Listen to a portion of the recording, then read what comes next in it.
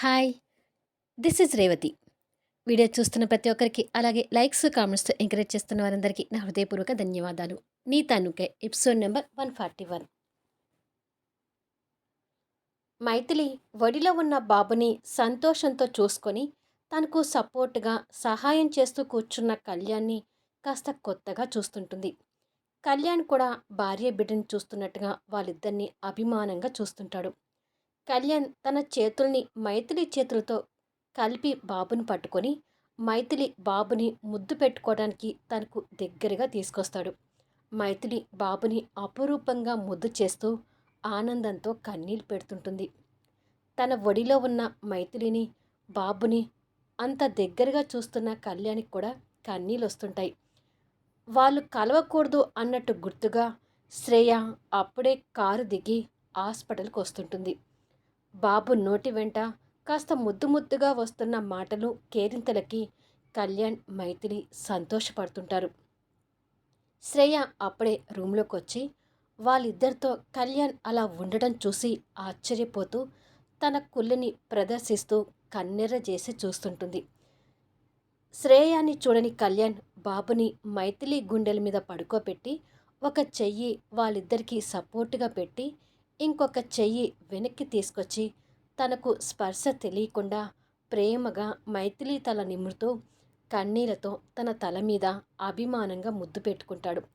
అది తెలియని మైథిలి బాబు సంతోషంలో ఉంటే అది చూసి భరించలేకపోతున్న శ్రేయ, అమ్మో, ఇదేంటి ఇలా జరుగుతుంది, ఈ వంకతో కళ్యాణ్ మైథిలి కలిసిపోరు కదా అని వాళ్ళ అలా ముగ్గురిని చూస్తూ, నో, నేనుండగా అలా ఎప్పటికీ జరగనివ్వను, కళ్యాణ్ ఎప్పటికీ నావాడే అని మనసులో అనుకొని లేని నవ్వుని మొహం మీదకి బలవంతంగా పురుముకొని, హాయ్ కళ్యాణ్, హాయ్ అక్క అంటూ వాళ్ళ దగ్గరికి వచ్చి, ఏంటి కళ్యాణ్ ఇది, పసిపిల్లల్ని ఇలా హాస్పిటల్కి తీసుకురావచ్చా, ఏదైనా ఇన్ఫెక్షన్ తగిలితే పిల్లల పరిస్థితి ఎలా ఉంటుందో తెలుసా అని అడుగుతుంది.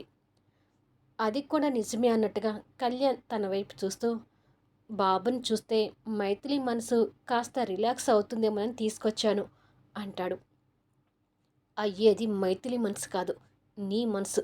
తనకి ప్రేమగా ముద్దులు పెట్టుకుంటూ ఆనందంతో పరవశించిపోవడం నేను చూశానులే అని మనసులో అనుకొని, నువ్వన్నది కరెక్టే కావచ్చు కళ్యాణ్, కానీ పిల్లల విషయంలో చాలా జాగ్రత్తగా ఉండాలి కదా అంటుంది పైకి నటిస్తూ.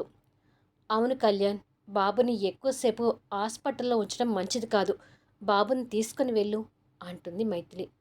సరే మైథిలి, ఇప్పుడే తీసుకెళ్తానులే అని చెప్తుండగానే మైథిలి గుండెల మీద ఉన్న బాబుని శ్రేయ ఎత్తుకుంటుంది. దాంతో కళ్యాణ్ మైథిలి చేతులను నిదానంగా వదిలేస్తాడు. అది తనని అలా వదిలేయాలి అని అనుకుంటుంది శ్రేయ. తర్వాత కళ్యాణ్ బెడ్ మీద నుంచి లేచి తనని నిదానంగా తిరిగి పడుకోబెడతాడు. ఈలోపు కేర్ టేకర్ మాలతి అక్కడికి వస్తుంది. మా అక్కని వదిలేసి ఎక్కడికి వెళ్ళావు సిస్టర్ అని శ్రేయ ఆ కోపం మాలతి మీద చూపించినట్టుగా అడుగుతుంది.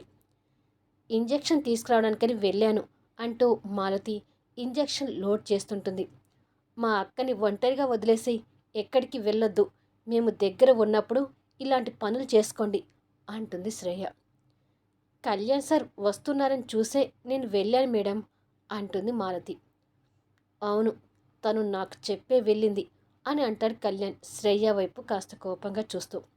సరే కళ్యాణ్, మైథిలి దగ్గర నేను మాలతి ఉంటాంలే, నువ్వు బాబుని తీసుకొని ఇంటికి వెళ్ళు అంటుంది. బాబుని ఎక్కువసేపు హాస్పిటల్లో ఉంచడం మంచిది కాదు కళ్యాణ్, బాబుని తీసుకొని వెళ్ళు అని మైథిలి కూడా చెప్తుంది. సరే మైథిలి, డాక్టర్ రేపు నిన్ను డిశ్చార్జ్ చేస్తానన్నారు, ఎలాంటి వర్రీ కాకుండా కాస్త ప్రశాంతంగా ఉండు అని చెప్పి బయలుదేరతాడు.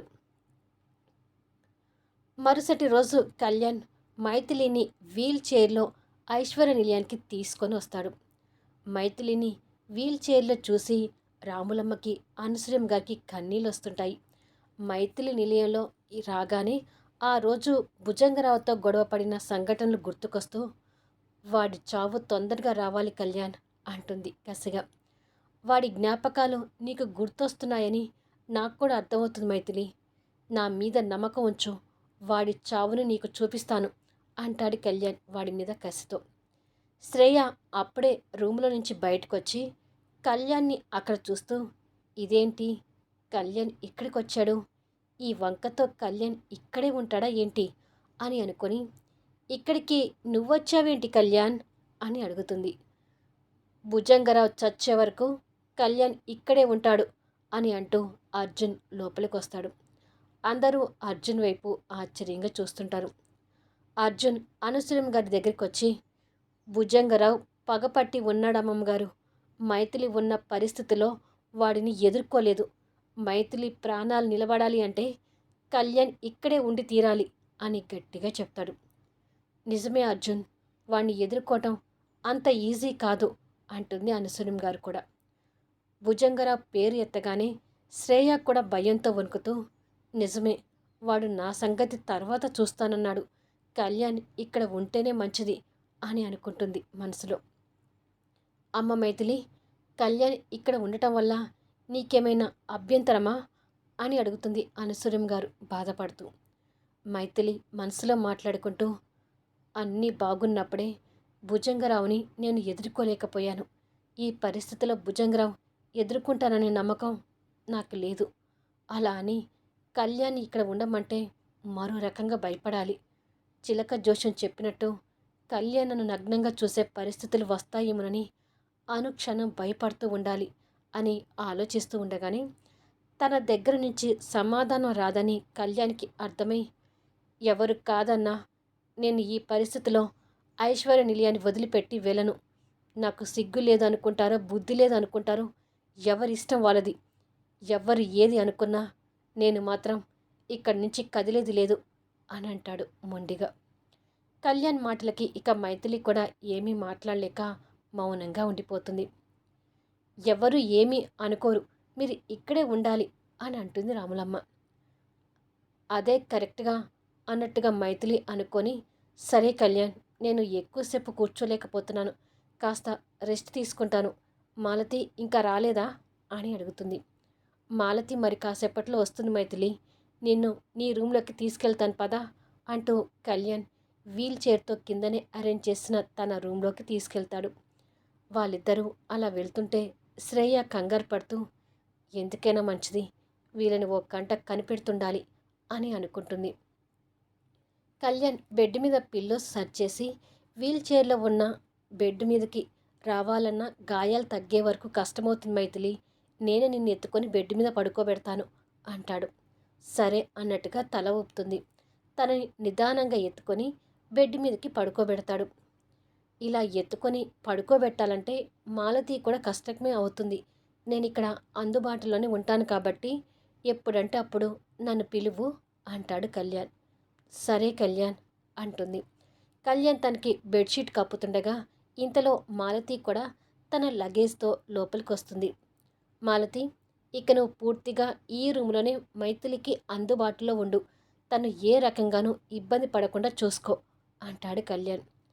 రాములమ్మ బాబుని తీసుకుని అక్కడికి వచ్చి, మీకు కేర్ టేకర్గా ఈ మాలతీనే కాదు, నేను కూడా ఉన్నాను మేడం, మీకు ఏ ఇబ్బంది ఉన్నా నాకు కూడా చెప్పండి అంటూ బాబుని మైథిలి దగ్గరగా కూర్చోబెడుతుంది. అనసూయం గారు శ్రేయ కూడా లోపలికి వచ్చి మైథిలితో మాట్లాడుతుంటారు. అందరూ తనని జాగ్రత్తగా చూసుకుంటారనే ధైర్యం కళ్యాణ్కి కలిగి బయటకొచ్చి సోఫాలో కూర్చుంటాడు. అర్జున్ ఫోన్ మాట్లాడి లోపలికొస్తూ కళ్యాణ్ అలా కూర్చోవడం బాధగా చూస్తూ కళ్యాణ్ పక్కకొచ్చి కూర్చొని, ఏమిట్రా అలా ఉన్నావు అని అడుగుతాడు. నేను ఇక్కడ ఉండటం మైథిలికి అంతగా ఇష్టం లేదని అర్థమవుతుంది. నా వల్ల తను ఇంకా ఏదో భయానికి గురవుతున్నట్టుగా ఉంటుంది. అలా అని చెప్పి భుజంగరావుని దృష్టిలో పెట్టుకుని ఇక్కడ నుంచి వెళ్ళలేను. మైథిలికి నాకు ఎన్నాళ్ళు ఈ పరీక్ష అనేది అర్థం కావటం లేదు అర్జున్ అని అంటాడు బాధపడుతూ. నీ బాధ అర్థమవుతుందిరా. నీ ఆత్మాభిమానాన్ని చంపుకొని ఇక్కడ ఉండటానికి ఎంత కష్టపడుతున్నావో నేను అర్థం చేసుకోగలను. కానీ ఎట్టి పరిస్థితుల్లో కూడా నువ్వు మైథిలికి దూరంగా ఉండకూడదు. చివరికి మైథిలి నిన్ను ఇక్కడి నుంచి వెళ్ళమన్నా కూడా నువ్వు ఇక్కడే ఉండి తీరాలి అంటాడు అర్జున్.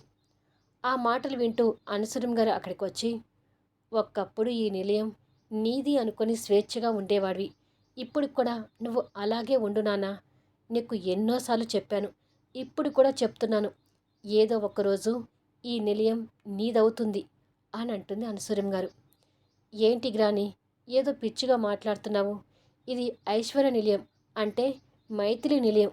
మైథిలికి సంబంధించిన నిలయం నాకెందుకు సొంతం అవుతుంది అని అడుగుతాడు కళ్యాణ్. ఏమో, నాకు అదంతా తెలీదు. ఈ నిలయం నీదవుతుందని మాత్రం నాకు అనిపిస్తుంది అని అంటుంది అనసూయం గారు. నీ మాటల్లో ఉద్దేశం ఏంటి గ్రాని?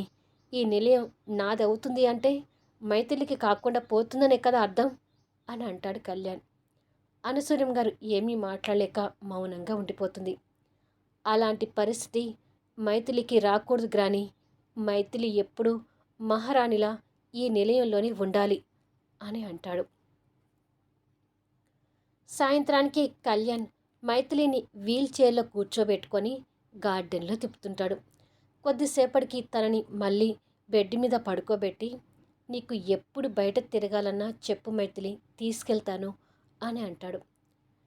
ఇలా నీతో సేవలు చేయించుకోవాలంటే నాకు ఇబ్బందిగా ఉంది కళ్యాణ్. నిన్ను చాలా కష్టపెడుతున్నాను కదా అని అడుగుతుంది కన్నీళ్ళు పెట్టుకుంటూ. కళ్యాణ్ తన కన్నీళ్ళు తుడుస్తూ, అలా ఎప్పుడు అనుకోవద్దు. నీకు సహాయపడటం నాకు బాధ్యత అవుతుంది, కానీ కష్టం కాదు. నీ కష్టానికి కూడా నేను ఎప్పుడూ తోడుగా నిలిచి ఆ కష్టాన్ని పోగొడతాను అంటూ అభిమానంగా తన తల మీద నిమురుతూ ధైర్యం చెప్తుంటాడు. కళ్యాణ్లో వచ్చిన మార్పుని మైథిలి ఆశ్చర్యంగా చూస్తుండిపోతుంటుంది. ఇలా రోజులు గడిచే కొద్దీ నిదానంగా వాళ్ళ మధ్య ఉన్న దూరం కూడా కాస్త తగ్గుతూ వస్తుంది. అది చూసి శ్రేయ తన అక్కుసు కూడా కక్కుతుంటుంది. మరో పక్క కళ్యాణ్ ఆ భుజంగరావు గురించి ఎంక్వైరీ చేస్తూనే ఉంటాడు. వాడు కనపడకుండా ఉన్నాడు అంటే ఏదో ఒకరోజు వాడు పంజా విప్పుతాడు అనే అనుమానంతోనే కళ్యాణ్ కూడా ఉంటాడు. ఫోన్లో సిఐతో మాట్లాడుతూ, వాణ్ణి ఎలాగైనా పట్టుకొని తీరాలి, కాస్త పర్సనల్గా ఈ కేసుని చూడండి సిఐ గారు అని కళ్యాణ్ రిక్వెస్ట్ చేస్తాడు. మీరు అంతగా చెప్పాల్సిన అవసరం లేదు కళ్యాణ్ గారు. మా ప్రయత్నాలు మేము చేస్తూనే ఉన్నాము. మా పోలీసు బలగాలు మీ ఐశ్వర్య నిలయం చుట్టూ ఉన్నారు. వాడి వల్ల మీకు ఎలాంటి ప్రమాదం రాకుండా చూసుకుంటాము అని చెప్తాడు సిఐ. ఇలా 10 రోజుల తర్వాత మైథిలి రిపోర్ట్స్ వచ్చాయని తెలిసి కళ్యాణ్ హాస్పిటల్కి వెళ్తాడు. డాక్టర్ రిపోర్ట్స్ గురించి చెప్తూ, మైథిలి తిరిగి కోలుకునే ఛాన్సెస్ ఉన్నాయి, కానీ అది అంత తొందరగా కాదు, సంవత్సరాలు పట్టొచ్చు అని చెప్తాడు డాక్టర్. అదేంటి డాక్టర్, మైథిలి త్వరగా కోలుకొని నడిచే ఛాన్సెస్ లేవా అని అడుగుతాడు కళ్యాణ్ బాధపడుతూనే. ఇలాంటి కేసెస్ త్వరగా క్యూర్ కావు కళ్యాణ్ గారు. మరికొన్ని కేసుల్లో అయితే జీవితాంతం వీల్ చైర్లో ఉండక తప్పదని నేను మీకు కొత్తగా చెప్పాల్సిన అవసరం లేదు. ఫ్యూచర్లో మైథిలి కోలుకొని నడవగలదు అని చెప్పినందుకైనా సంతోషపడండి అంటాడు డాక్టర్. కానీ కళ్యాణ్ మైథిలి కోలుకోవడానికి సంవత్సరాలు పడుతుందనే విషయాన్ని జీర్ణించుకోలేకపోతుంటాడు. ఇదే విషయాన్ని మైథిలి ముందు కూడా పెడతాడు. అది విని మైథిలి కన్నీళ్ళు పెట్టుకుంటూ, నాకు త్వరగా నడవాలనుంది కళ్యాణ్, ఏదో ఒకటి చేసి నన్ను నడిచే విధంగా చేయండి అంటూ వీల్చైర్లో కూర్చొని ఏడుస్తుంటుంది. మైథిలి పరిస్థితికి కళ్యాణ్, అనసూయం గారు, అర్జున్ కన్నీళ్ళు పెట్టుకుంటూ ఉంటే శ్రేయ మాత్రం సంతోషపడుతూ, సంవత్సరాలు కాదు, నువ్వు జీవితాంతం ఇలా ఉంటేనే ఏదో ఒకరోజు కళ్యాణ్కి నువ్వంటే బోర్ కొట్టి నా వైపుకి మల్లుతాడు అని అనుకుంటుంది. కళ్యాణ్ తన చైర్ దగ్గర మోకాల మీద కూర్చొని తన కన్నీళ్ళు తుడుస్తూ, ఒక్కసారి నేను విదేశాలకు తీసుకెళ్ళి చూపించాలనుకుంటున్నాను మైథిలి అని అంటాడు. విదేశాల దాకా అవసరం లేదురా, పోలేరమ్మ తల్లి దగ్గరికి వెళ్దాం. మైథిలి అక్కడి వైద్యానికి పూర్తిగా కోలుకొని నడుస్తుందనే నమ్మకం నాకుంది అని అంటుంది అనసూయం గారు. ఆ మాటలు విన్న అర్జున్కి ఒక్కసారిగా అక్కడ కాళ్ళు చేతులు పడిపోయిన వాళ్ళకి వైద్యం చేయటం గుర్తొస్తూ మైథిలి కోలుకుంటుందనే ఆశ కలుగుతుంటుంది. మరి పోలేరమ్మ తల్లి దగ్గర మైథిలి కోలుకుంటుందా లేదా అనేది రాబోయే ఎపిసోడ్లో చూద్దాం. ఈ వీడియో ఎలా ఉంది అనేది కామెంట్స్లో తెలియచేయండి. అలాగే లైక్స్ ఇచ్చి సపోర్ట్ చేయండి. ఇక ప్రోమో ఇవ్వట్లేదని అడుగుతున్నారు. ప్రోమో ఇస్తేనేమో పెద్దగా ఇంట్రెస్ట్ చూపించట్లేదని అనిపిస్తుంది. అందుకే ప్రోమోస్ ఇవ్వటానికి ఆపాను నేను. మళ్ళీ ప్రోమోస్ కావాలి అంటే మాత్రం